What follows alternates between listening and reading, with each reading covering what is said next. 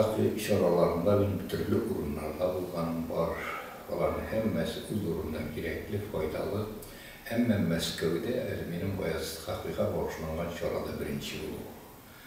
Мен мұна бик тәтіге мәғнәлі деп санайым, символик планда санайым.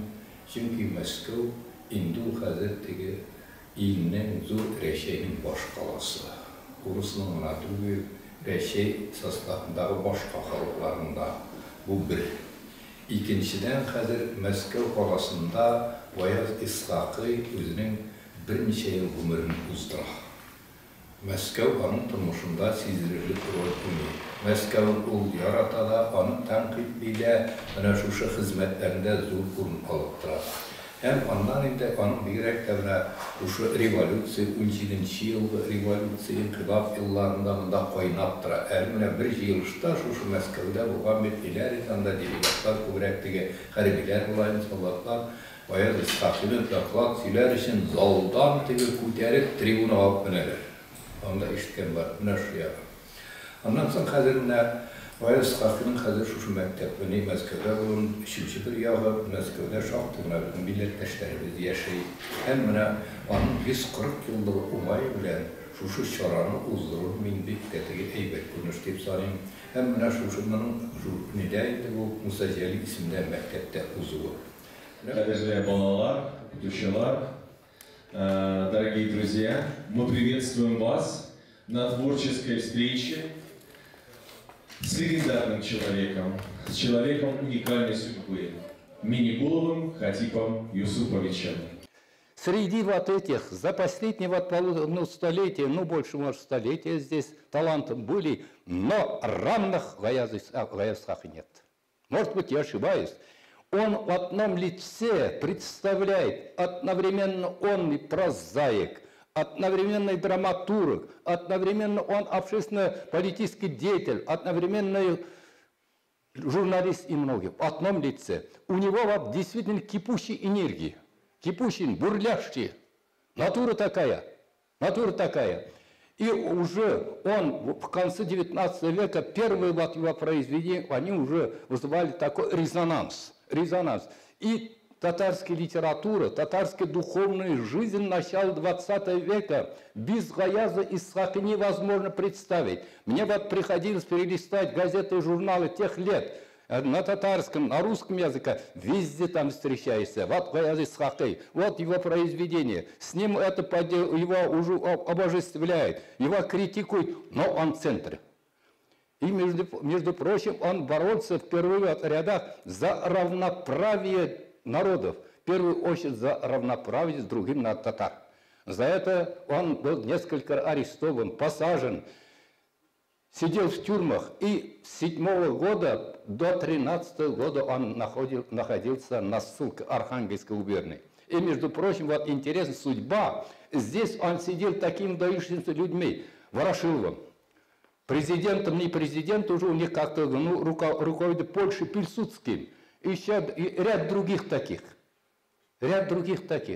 Потом ему разрешили после амнистии Романов по 300-летию династии Романов вернуться. Ему не разрешили жить в Казани, Уфе, где компактно проживают татары. Только в Москве, только Петербурга. Потому что здесь контроль. Держать, чтобы... И он начал издавать газеты там, журналы. Он центр, здесь газета «Иль», еще немного через некоторое время «Сюз». Потом их уже, он перешел в Москву. Москву, между прочим, он издавал. В 17 году, в 18 году этих общественно-политических событий в Москве он в центре. Его спектакли идут. Между прочим, первый профессиональный театр татарский открылся произведением этой постановкой Гаяза Исхақи. Ну, из-за его избрали Милли Идара. Ну, он не был согласен с платформой советской власти большевиков и вынужден был уехать в эмиграцию. В апреле он уже находится в Харбине, Китай. Затем Япония. Оттуда ему визу он ждал по морскому пути своего рода 56 дней там, через Индийский океан, Суэцкий канал. Они прибыли итальянский город Триест, по-моему, затем Прагу, и он вместе с Садри Махсуды, еще другой такой талантливый деятель Фуат Туктар в Париж приехали в 2020 году. Приехали, у них цель была оставлена, они должны были участвовать на переговорах, на Версальских переговорах по государству, штату Идель-Урал. Хотели в составе как федеративный орган Идель-Урал. Но здесь уже, хотя они старались, российская сторона здесь, Москва не приняли, и поэтому они вынуждены были остановить. Он приехал в Берлин в 23 году, до 25 года, а руководитель там молодежной организации «Туран» и другие дела. В 25 году его пригласили в Турцию. В Турцию его пригласила турецкая сторона, официальной власти. Еще там жил Юсуф Акчура. Он был когда-то, в Казани жил. Еще он закончил Сорбонн университет во Франции и преподавал там юриспруденцию Сорбонну. Он был советником президента Турции Ататюрка, Юсуф Акчура. Он был близким другом Гаяз Исхаки. Он приехал в 25 году в Турцию, работал в журнале на турецком языке «Турк Юрты» и «Жумхурият» и некоторых других органах. Он опять начал такую бурную деятельность. И здесь он уже проводил идеи создания, укрепления штата Идель-Урал, но за это со стороны Москвы уже под нажимом Кремля, большевиков, турецкая сторона уже вынудила его уехать из Турции. Куда пойти? Ведет человеку. За это время его приглашает Пилсудский, руководитель польского государства, с которым он находился вместе на ссылке. И вот приезжает в Варшаву, и в Варшаве работает немного институт востоковедения, и там много иммигрантов из бывшей Российской империи. И они организуют Прометей, ряд других организаций. И, между прочим, это время он начинает издавать журнал. Журнал с 28 года по 39 год. Вначале под названием Яма Миллион, затем Яма Миллион. 136 номеров. На татарском языке, арабской графикой. Журнал в основном издавался в Берлине. Вот этот журнал, один экземпляр Яма Миллион. Это тоненький журнал. Но это очень ценное издание. Это своего рода энциклопедия. Многие материалы здесь написаны самим Гаязом Исхаки. Здесь столько чего нет. По вопросам истории, по вопросам политики, литературы и ряд других. И он, между прочим, привлекает многих авторов. Не только татар, и других, и немецких, итальянских, французских и других ученых.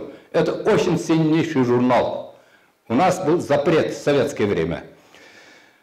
В 1935 году Гаяз Исхаки, а еще в это время, 30-е годы, он написал «Идель-Урал», книгу. Эта книга издана в 30-е годы на 5 языках, огромными тиражами. «Идель-Урал» на русском языке, на польском, французском, японском, еще на ряд. На финском языке не видел, но, говорят, такое издание было. В 1933 году его приглашают наши соплеменники в Японию. Китай. Китай, там Япония, в Харбин. Спектакли ставятся, еще там другие мероприятия. Он проводит, по его инициативе, проводится Курултай съезда тюрков там, татар, во главе. И основал здесь газету в городе Мугдин, Милли Вайрак, национальное знамя. Между прочим, этот журнал, эта газета издавалась до 1945 года, 45 жылға кадар. И там вначале главным редактором Гаяз Исхаки был, и там уже помощниками его были Уркля Даулятгилде, Ибрахим Даулятгилде, и вот они родителей известного нынешнего турецко-татарского историка Надыра Даулята. Слыхали, наверное, он автор многочисленных книг, который владеет несколькими иностранными языками, Надыр Даулят. Оттуда он возвращается. После начала мировой войны в 1939 году он уже переезжает в Турцию. Вначале в Стамбуле, затем в Анкаре. Здесь у него дочь, Сагадат, единственная дочь, которая закончила Берлинский университет по восточной части, по восточному разряду. Она помогала отцу. И здесь вначале с ними жила муж, это Сагадат Чаготай, сама уже профессор, известный тюрколог, в 1989 году умерла.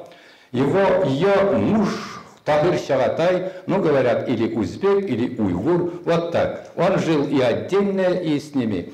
Несколько месяцев в 1953-1954 годах, или некоторые говорят в 1952 году, он жил в Мюнхене, в Эйфсхахе. И вот журнал «Азат Ватан» по его инициативе. У меня несколько номеров, об этом журнале я написал, еще ряд других мероприятий. Умер он в 1954 году, июне месяце. И похоронен по его завещанию в Стамбуле, кладбище Адринапапы вместе с Йосифом Аксюрай. Его вот эта могила как-то место паломничества многих. Вот Аяз Исхақи. В советское время Аяз Исхақи у нас в Советском Союзе он был уже врагом номер один. Иммигрант, враг народа. Его невозможно упомянуть. Если упомянуть, только уже как врага такого. Затем уже, ведь за рубежом его уже обожествляли даже. А вот после, уже к концу, когда началась уже перестройка, постепенно начал возвращаться. И вот потом уже, к счастью, уже 15 томов его изданий вышло. Много научных трудов. Еще вот это спектаклей, Зулейха, кинофильма и ряд других. Вот 140-летие. Аяз Исхақи, он, каким я говорил уже, в начале татарской литературу, первая половина, особенно до Октябрьской революции, это невозможно без Аяза Исхақи представить. Это величайшая фигура. Признанный. Он, Абдулла Тукай, наш великий Тукай, его даже обожествляет. Дахиға дей ұлаң айта, қайт әлі дей мұнда дей, ватаныңа қайт әлі бізні сарғайтмәді дей. Вернись на родину. И со своей стороны, Аяз Исхақи, хотя и великий такой человек, такой критичного склада, он высоко оценивает творчество Тукая. Ежегодно, особенно в дни рождения, в дни смерти, он писал статьи и показывал роль Гатулла Тукая в духовной жизни нашего народа. Аяз Исхақи, я сказал, главное, не только у нас, не только в русском мире, и особенно Турции высоко оценивается, и за рубежом. Его произведения уже, его статьи, его сочинения печатались на немецком языке, на французском, на арабском. Между прочим, он писал сам на татарском, русском, турецком языках. И разговаривал, читал на французском языке, на немецком, на французском, немецком языках. И, говорят, немного знал финский, китайский, еще польский язык, потому что в Польше жил. Вот такая личность. К сожалению, мы широко отмечали 120-летие, 130-летие Аяза Исхақи. В последнее время как-то внимание ослабло к деятельности Аяза Исхақи. К счастью, немного мы пошевелились. Татарда варты гафлят якысыннан. В начале 19 века, в начале 20 века критиковали наши Фатых Амирхан, и Шамаджид Гафуры, и Тукай говорили, гафлят якысыннан уяны, гафлят якысы, беспечность. Уже у нас как-то мы начали выходить из беспечности, и больше внимания стали уделять и Аяза Исхақи. Скоро, Аллах верса, в апреле месяце будет международная конференция Академии Татарстана. Еще я видел афишу, спектакль, как театр Камала Тормушмагу, видим по его сочинению. В Москве. Если в Москве проводится такое, это очень знаковое событие. Я очень благодарен. Вот в школе такое. Вот я еще посмотрел. Очень, ну, я директором школы работал, не знаю школу, систему образования. У вас спасибо. Очень вот чисто, аккуратно, уютно. Это ведь не по совсем... не автоматически. Здесь зависит от директора, от коллектива. Вам спасибо. И вот какое оформление. Вот музей Мусы Джалилю. Муса Джалиль ведь тоже, мы еще недооцениваем Муса Джалиля. Если бы был другой человек, например, азербайджанцев, или там у других некоторых, казах, они умели вставить на такую высоту, а мы еще не оцениваем. Еще ведь вот когда говорят на язык, вот уже в последнее время по вопросу судьбы языка, преподавания языка, я думаю, этот вопрос как-то ошибочно, должен этот вопрос положительно решиться. А ведь Муса Джалиль писал арабские графики на этом языке, на великом, богатом татарском языке. Мы об этом не думаем. Вот у меня такая просьба. У каждого, у русских, украинцев и других свой язык ближе. Язык, потому что основное проявление менталитета народа. Вот не зря говорил Ушинский Толстой, язык связывает человека с его родословной историей. Вот у нас язык татарский. Судьба подарила и наш язык. Знание этого языка, употребление здесь в первую очередь зависит от нас. От нас. Вы думаете, наравне сейчас надо знать и русский язык, и еще там английский, еще арабский, турецкий. Наряду с этими это обязанность, духовно обязанность знать свой язык. Обязанность. Перед Богом говорил Шихаб Тимарджани знать свой язык. Вот это не забыли бы. Что мы не забыли, что мы являемся представителями своего народа. И наша обязанность продолжить вот это заложенные традиции нашими отцами, там, дедами и передать это завещание, это доброе начало ценностей будущему поколению. 20-е, 30-е, 40-е годы многие наши татары жили в Финляндии, в Польше, Германии, Китае, Японии, много жили. И они, между прочим, имели свои школы, татарские школы, издавали газеты и журналы. Особенно их много было в Финляндии, где в основном они являются уже выходцами из Мишар, Сергаш якларынан, Нижгар якларынан. Мне приходилось 3 месяца быть в 90-м году в Финляндии, там встречаться с нашими соплеменниками, и я вот собирал там материалы, за это им большое спасибо. Вот, например, Саня Рифа, они все считают Гаяз Исхаки своим великим учителем. Вот Саня Рифа, Турмуш Кузгысы. Это изданная в Финляндии книга, это драма в 1937 году. Многократно этот спектакль, это произведение ставили на сценах. Турмуш Кузгысы, зеркало жизни. Другой Лявик Коран, который учился в Петербурге на медицинском факультете. Он был известен как доктор, общался с Гаязом Исхаки, жил в Берлине, потом в Турции жил. Одновременно он уже писал стихи и такие прозаические произведения. «Яш вақтың жырлары» Лявик Коран. Лявик Коран. Это известная фамилия, Лявик Коран.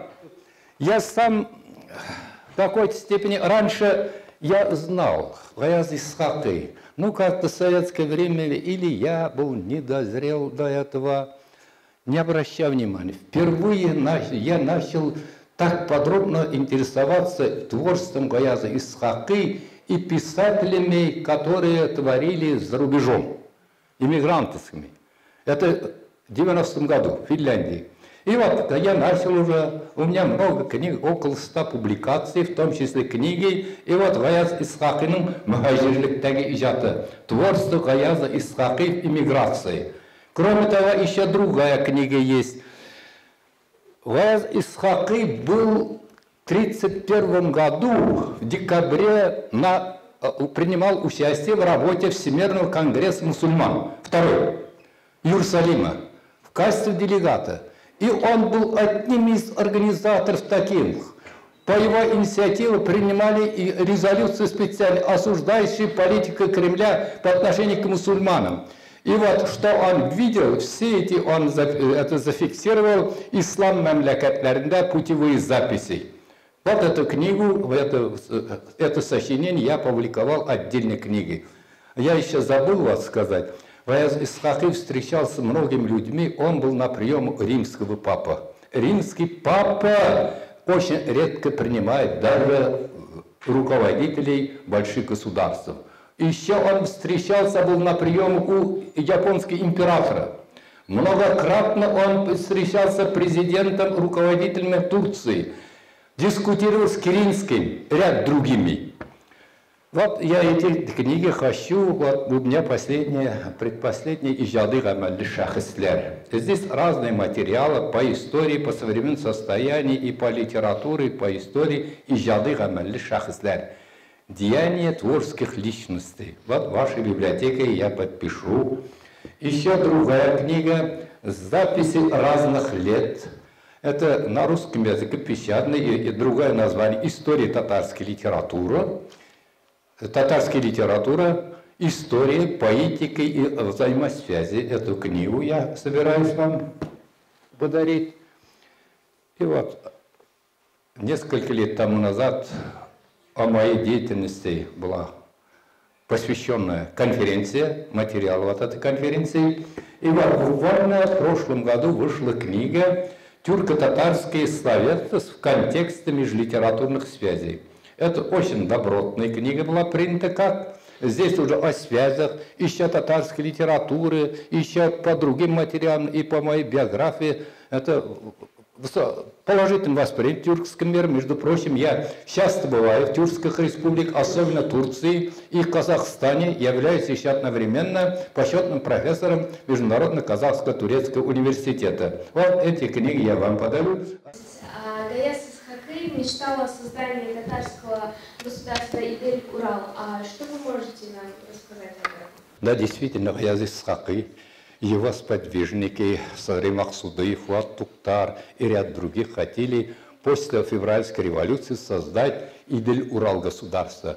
Предполагалось вначале как независимое, потом уже как федерация, состав Российской Федерации. Но одобрялось со стороны Кремля. Ну, затем уже начались там уже разные политики. В 19 году, а в 18 году Заки Валидей Малую Башкирию создал. И вот удар. После этого началась и другие, гражданская война, и этот вопрос остался неосуществленным, нерешенным. Но Гаяз Исхақи в течение своей жизни боролся, чтобы Идель-Урал или Татаро-Башкирская республика были или отдельно, или в составе Российской Федерации, чтобы больше имели право, чтобы они сами распоряжались своей судьбой, особенно вопросы образования, культуры и по другим вопросам.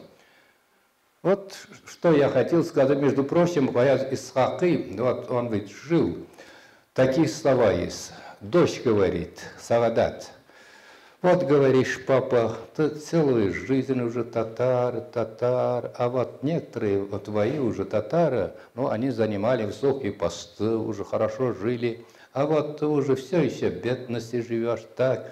Тогда уже Гаяз Исхақи, доченька, я родился татарином, боролся за татар и умру татарином.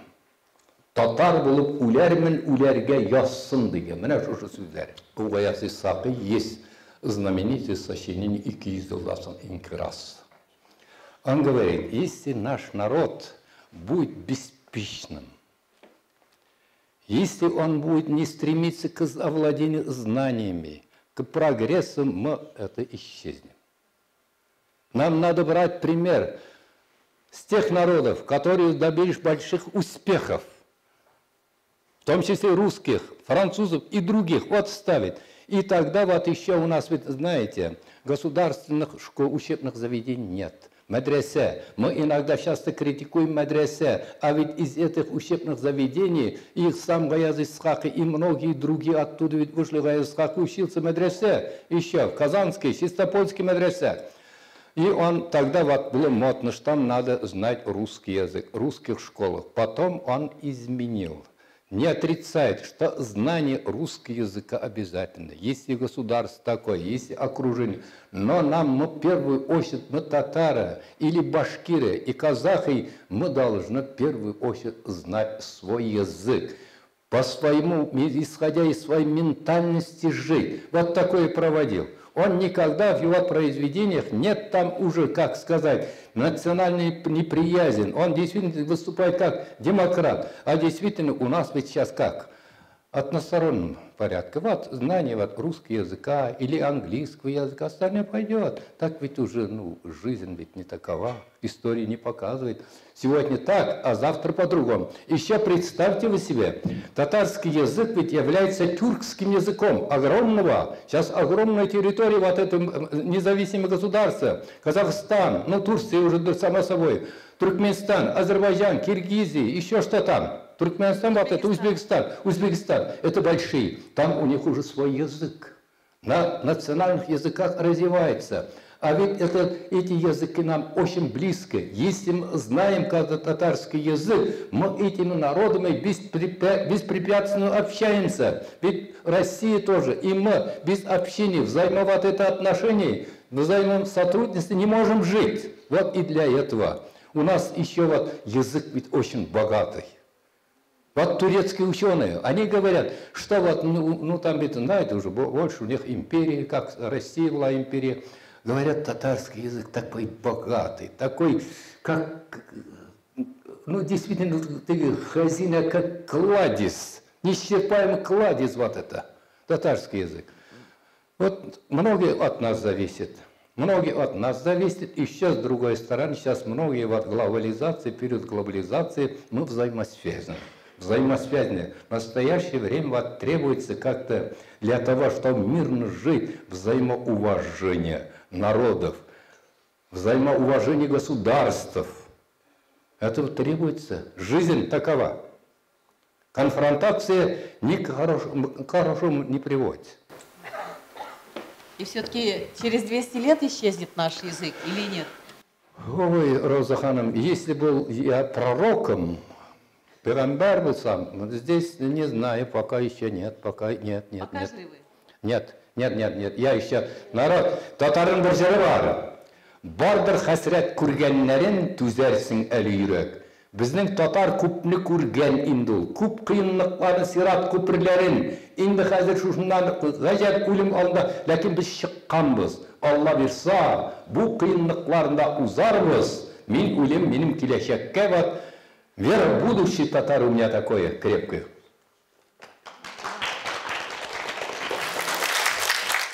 Инде улы кешеләргә без сөйлибез, кайвак бер-берне агай-инләргә сөйлибез менә бөтенләй недәге Мәскәү төбәгендәге укучыларның җыелуы, андагы укытучыларның җыелуы, менә шушы Гаяз Исхакыйны алар ишетәселәре килүе, мин моны әйбәт күренеш дип саныйм. Болай әйбәт кенә мин инде теге бар булган кадәр сөйләдем. Аннан күбрәк русча сөйләргә туры килде бит, чөнки монда урыс балалар да бар дигәч. Һәм тагын шунысы мин менә йөзләренә карап, мин публикага сөйләгән кеше белән кешенең теге ничегрәк тыңлый, күз карашлары, кызыксынулары, һәм тагын бер әйбер һәм сораулар бирү. Сораулар мин басында җавап бирә алдым дип әйтмим. Кайбер русча гына җавап бирә алдым. Һәм менә бу сорауларны биргән вакытта телефоннан да төп менә Гаяз Исхакыйга гына түгел. Бу инде менә хәзер безнең тел язмышына, милләт язмышына да, тарихыбызга багышлы сорауларда.